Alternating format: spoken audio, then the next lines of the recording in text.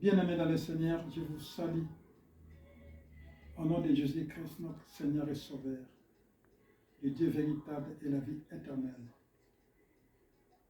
Nous allons continuer la deuxième partie de notre enseignement sur le sacrifice d'Isaac. Dans la première partie, nous avons parlé d'Abraham. Et nous avons survolé les sacrifices de façon générale. Et maintenant, nous allons parler au point 3, Isaac, la personne d'Isaac et Isaac comme holocauste.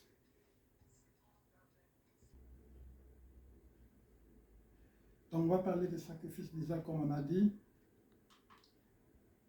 Et là, dans cette deuxième partie, nous allons voir Isaac comme personne, fils d'Abraham, et Isaac comme holocauste.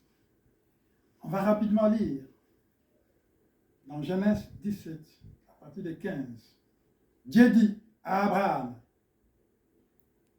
tu ne donneras plus à Sarai, ta femme, le nom de Sarah, et son nom sera Sarah.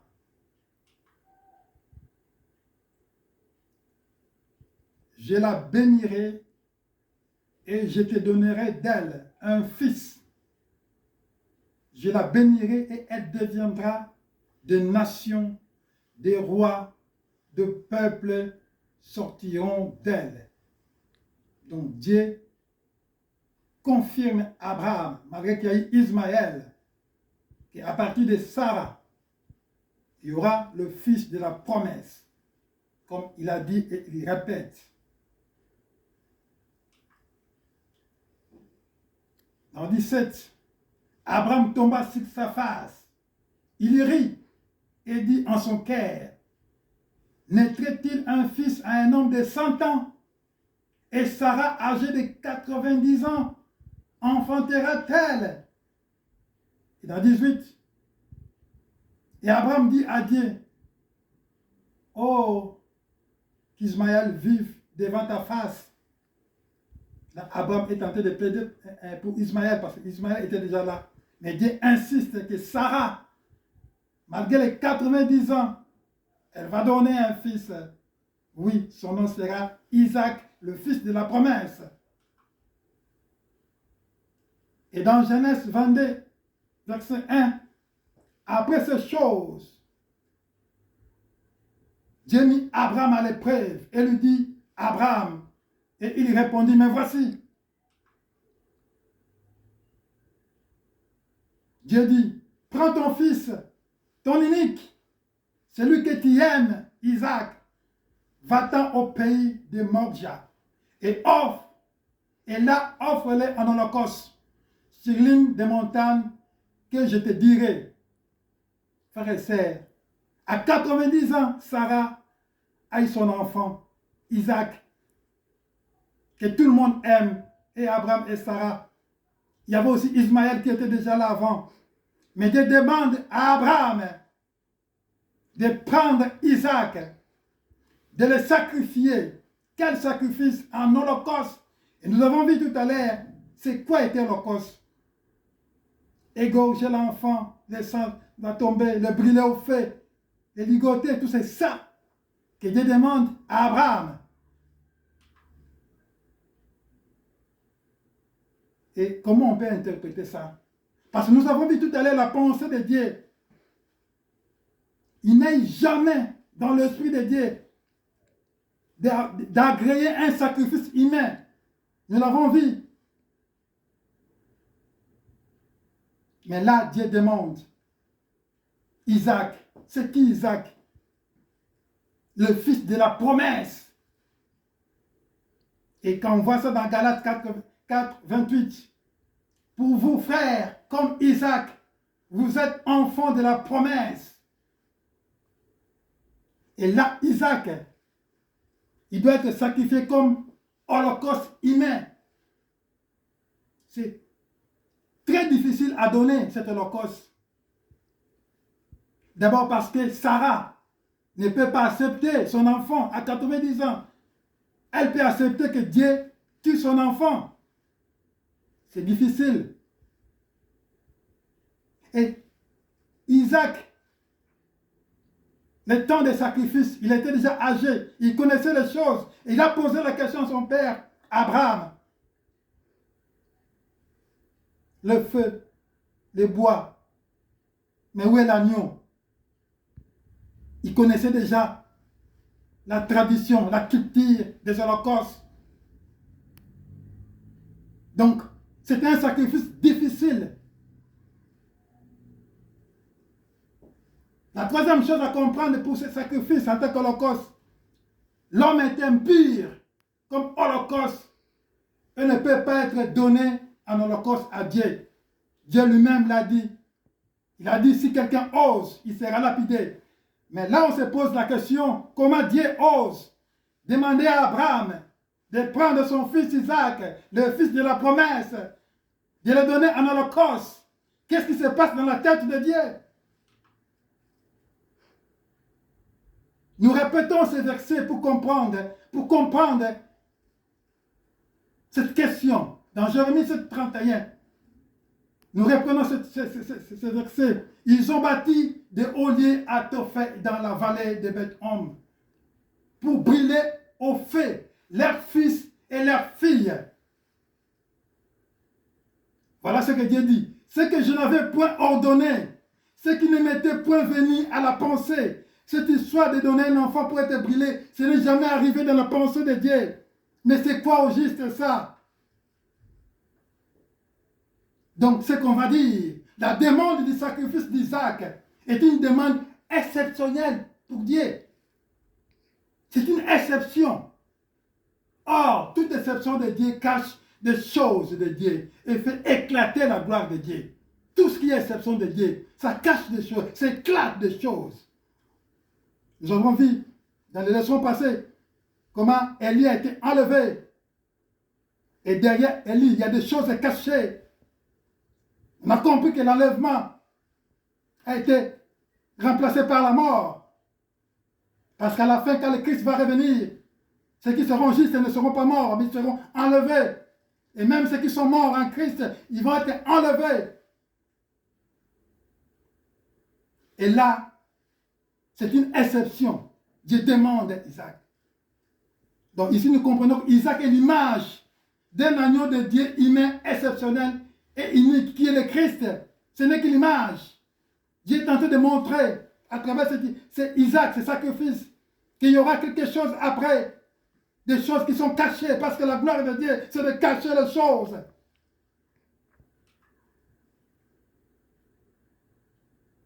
Voilà.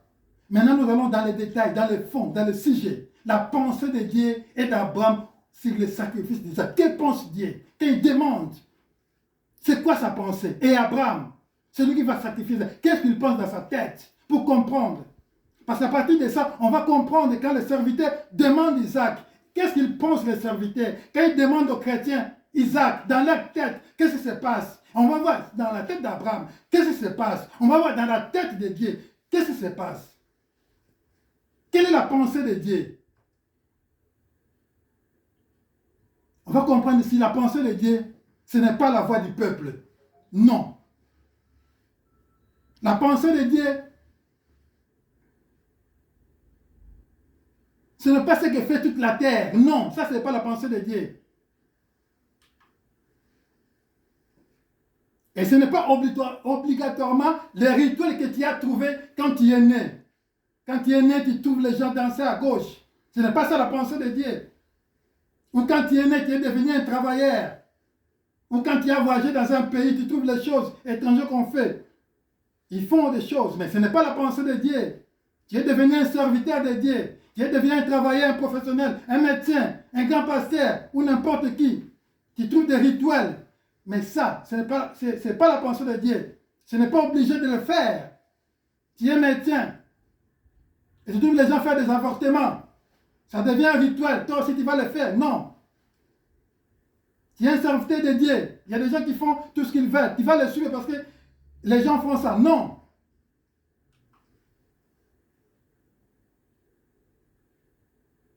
Dans Ésaïe, on voit que la Bible dit, autant les cieux sont élevés au-dessous de terre, autant mes voies sont élevées au-dessus des voies, et mes pensées au-dessus de vos pensées. Donc les pensées des hommes ne sont pas les pensées de Dieu. Les pensées de Dieu, c'est dans la révélation de ses Écritures, des prophéties, des vrais prophètes de Dieu, et à qui il veut se révéler, parce qu'il y a des faux prophètes. Mais dans les Écritures, dans la Bible, c'est ça la pensée de Dieu. Et des vrais prophètes, ils donnent aussi la pensée de Dieu, et Dieu peut donner sa pensée à qui il veut, parce qu'il est souverain, à n'importe qui, et n'importe quel moment, n'importe quand. Alors, nous revenons maintenant, comme on dit, à la question. À la question la plus importante de cette leçon. La pensée de Dieu. S'il est sacrifié, qu'est-ce que Dieu pense? Qu'il demande à Abraham, donnez-moi ton fils, le fils de la promesse. Que pense Dieu? Voilà la réponse. Dans Hébreux 11, ça c'est l'apôtre Paul qui nous révèle. Nous avons dit, la pensée de Dieu, c'est dans la révélation des Écritures. C'est ça la pensée de Dieu. Ce n'est pas parce que les gens font ça qu'on va se contenter de faire ça. Non, la pensée de Dieu, c'est dans les Écritures de Dieu. Dans Hébreux 11, 17, c'est par la foi qu'Abraham offrit Isaac lorsqu'il fut mis à l'épreuve et qu'il offrit son fils unique, lui qui avait reçu les promesses. Voilà la pensée de Dieu. Quand Dieu demande à Abraham, donnez-moi Isaac, qui va le brûler au feu, à l'Holocauste. Non, Dieu met seulement Abraham à l'épreuve. Dieu n'a pas besoin de ça. Dieu sait que c'est impie. Il ne peut pas tuer un homme, quand même. On ne peut pas brûler un enfant, un fils, quand même. Comment on peut croire? Comment on peut considérer ça? Ce n'est qu'une épreuve. Il veut voir si Abraham peut le suivre aveuglément. C'est ça la pensée de Dieu. Si le sacrifice d'Isaac, il n'y a que ça. Et parce qu'aussi, au finish, Abraham, il n'a pas donné, il n'a pas égorgé Isaac avec les couteaux qu'il avait. Il n'a pas mis au feu. C'était juste une épreuve pour voir.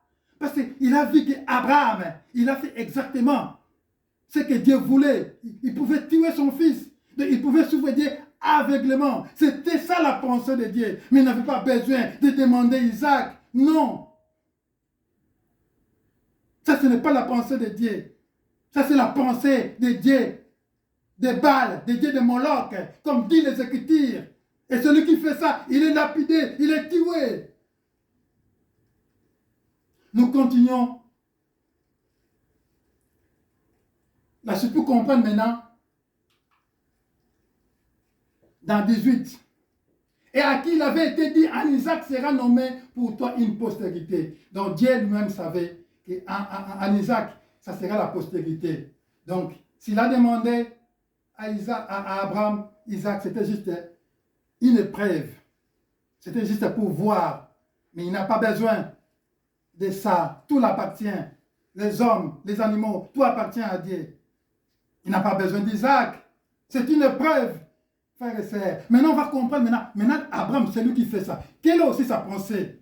Parce que ce sont les chrétiens qui font des sacrifices. Quand ils font, ils pensent à quoi? Mais Abraham lui-même, c'est lui qui fait ça. Qu'est-ce qu'il pense de ces sacrifices? Quand Dieu lui demande, qu'il me donne, qu'est-ce qu'Abraham pense de cet acte-là? On va lire, on va continuer. C'est dans le même verset où tout est mélangé. Et la pensée de Dieu et la pensée d'Abraham, dans le même passage. Et là, nous sommes dans 19. Écoutez, ce qu'Abraham pensait, frères et sœurs. Il pensait que Dieu est puissant, même pour ressusciter les morts. Aussi les recouvra-t-il par une sorte de résurrection. Voilà la pensée d'Abraham quand il fait cet acte-là. Quand il dit oui, je fais ce que Dieu me demande aveuglément. Abraham, à ce moment-là, il ne pensait pas aux bénédictions. Non. Abraham, à ce moment-là, il pensait, c'est clair, les Écritures disent, Abraham pensait que Dieu est puissant. C'est ça ce qu'Abraham pensait. Il ne pensait pas autre chose. Abraham pensait que Dieu est puissant. Tellement il est puissant qu'il peut même ressusciter les morts. Et à cette époque-là, il n'avait même pas encore de résurrection. Mais Abraham, tellement il était dans la foi, il a eu l'inspiration que Dieu, c'est lui qui a créé les hommes. Il peut recréer, il peut ressusciter Isaac. C'est quoi il dit, je vais à l'aveuglement, celui qui donne. S'il retire, je m'en fous. Voilà la pensée d'Abraham. Donc, nous pouvons dire que cet acte de sacrifice d'Isaac est un secret entre Dieu et Abraham. C'est un secret. Abraham n'a pas dit à sa femme Sarah, parce qu'il a dit à Sarah, certainement, peut-être Sarah pourrait refuser ou pourrait empêcher que ce sacrifice se fasse. Il a caché l'information à Sarah, sa femme, parce qu'il a pensé que cet acte de sacrifice, c'est un secret entre lui et Dieu. Et il a caché aussi la pensée à son fils, parce que le fils, s'il a compris ça, peut-être il pouvait fuir, il pouvait bouger. Or, quand on fait le sacrifice, l'agneau ne bouge pas, il se laisse faire. Voilà parce que, pourquoi on dit que l'acte, c'était un secret. L'Isaac là, un secret entre Dieu et Abraham. Et dans la foi des fois, c'est le secret qui compte. Ce que Dieu te dit personnellement. Les gens peuvent dire n'importe quoi, mais si tu es sûr ce que Dieu te dit, tu vas avancer. Personne ne pourra t'empêcher. Ni la terre, ni le ciel, sauf Dieu lui-même. Ni papa, ni maman, ni femme, ni fils, ni fille, personne. C'est un secret entre toi et Dieu. C'est ça la foi. Abraham ne pensait pas au bien matériel, ni aux bénédictions pendant ce temps-là, pendant les sacrifices. Il pensait seulement à la puissance de Dieu. Bien-aimés dans le Seigneur, nous avons compris aujourd'hui là, la pensée de Dieu,